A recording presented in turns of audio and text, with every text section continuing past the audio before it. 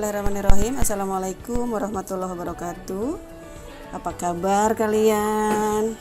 Mudah-mudahan kalian sehat dan kita semua sehat jiwa raga. Nah, seperti yang kita ketahui, minggu depan kita sudah menghadapi PTS, penilaian tengah semester. Pertemuan kali ini kita akan bahas bagaimana menghadapi PTS online. Ya, sebelum itu marilah kita berdoa terlebih dahulu sesuai dengan agama dan kepercayaan kita masing-masing. Berdoa dimulai. Berdoa selesai. Tanggal 8 hari Senin itu dimulainya PTS online untuk semester 2 SMPN 2 Banjar. Sudah di-share jadwalnya sama wali kelas masing-masing? Sudah ya, tentunya sudah di grup kelas biasanya. Nah, kita mulai ya. Tujuan dari Ibu membahas tentang menghadapi PTS online adalah agar kalian memiliki kesiapan menghadapi penilaian tengah semester online di masa pandemi.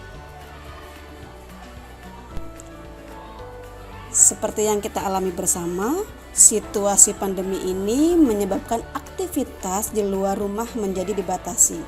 Salah satunya adalah kegiatan belajar dan mengajar di sekolah. Semua dilakukan di rumah. Dengan istilah pembelajaran jarak jauh ya. Ketika sekolah harus dilakukan di rumah, terdapat beberapa perubahan, mulai dari pembelajaran sampai proses evaluasi.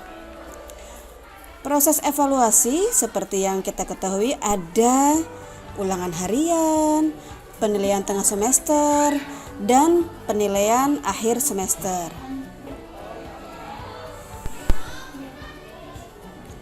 Karena semuanya dilakukan dari rumah secara online, biasanya akan terdapat masalah-masalah yang muncul. Seperti belum siap materi yang diujikan karena terlalu banyak rebahan, mungkin kalian lebih cenderung santai, jadi belum sempat baca-baca padahal materi sudah diberikan sama Bapak Ibu guru, tapi kalian belum baca, akhirnya tidak siap untuk menghadapi PTS. Yang kedua adalah cemas hasil seperti apa yang akan kita raih, yang akan kita peroleh. Kenapa cemas itu muncul? Cemas itu muncul biasanya karena kita tidak siap. Yang ketiga adalah cemas membayangkan proses ujian. Ini yang sering menjadi masalah, ini yang sering menjadi alasan kalian. Karena online dijadikan masalah. Ibu misalnya, ibu sinyalnya nggak ada sinyalnya cucet, atau apalagi misalnya. Paling sekitar sinyal dan kuota kalau masalah online ya. Untuk mengatasi kecemasan atau permasalahan yang Ibu sebutkan tadi di atas, ini ada tips yang bisa coba kalian lakukan nanti ya. Yang pertama adalah saat sebelum tes. Apa saja sih hal-hal yang bisa disiapkan agar hasil tes itu bisa optimal? Yang pertama yang bisa dilakukan sebelum tes adalah mempersiapkan diri. Apa yang perlu dipersiapkan? Karena judulnya tes berarti hal-hal yang akan diteskan. Apa yang akan diteskan? Yang diteskan adalah materi-materi yang sudah diberikan oleh Bapak Ibu guru. Jadi kalau kalian mau sukses itu setiap hari harus belajar. Bukan besok tes baru belajar. Istilahnya sistem kebut semalam, bukan begitu, bukan wayangan. Jadi justru istirahat itu menjadi peran yang penting ketika kalian mau tes. Jadi kalau kalian sistem kebut semalam atau wayangan itu begadang malam Seninnya ujian, Itu tidak seperti itu. Itu pasti dijamin hasilnya nggak akan optimal. Tetapi kalau kalian belajarnya sehari misalnya 1 jam atau 2 jam, setiap hari dilakukan secara kontinu, secara rutin, itu yang akan menentukan kalian sukses atau tidak. Itu yang akan menentukan kalian cemas atau tidak. Itu yang akan menentukan kalian percaya diri atau tidak. Ya, tuh. Jadi dalam hal ini proses itu yang paling penting, bukan hasil.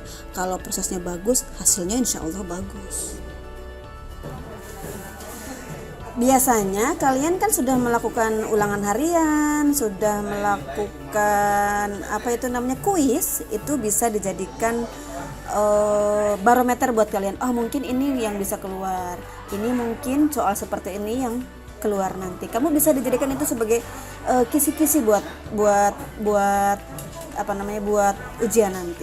Nah, ini yang paling penting, persiapkan HP, laptop, tab kamu atau perlengkapan lain kamu, misalnya charger, kertas, ballpoint, untuk surat coret harus dipersiapkan.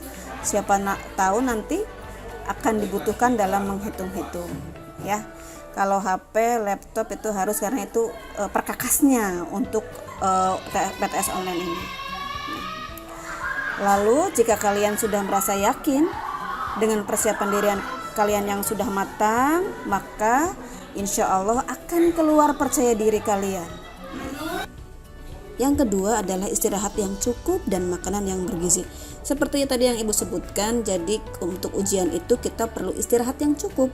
Bukan wayangan, bukan kebut semalam, jadi istirahat nggak cukup, besoknya pusing, tidak bisa mengerjakan. Bahkan bisa jadi mungkin malah kesiangan. Makanan yang bergizi, ini sangat penting karena otak kita itu butuh nutrisi yang bagus untuk berpikir menghadapi PTS ini. Nah, lalu setelah istirahat dan makan yang cukup, kamu insya Allah secara otomatis akan mempunyai sikap mental yang positif. Jadi sikap mental itu apa sih? Sikap mental adalah sikap ketenangan, sikap percaya diri, itu udah mental. Jadi orang percaya diri, orang yang tenang itu tidak akan tiba-tiba, tetapi ada prosesnya. Orang percaya diri, orang tenang itu karena apa? Persiapan diri yang matang.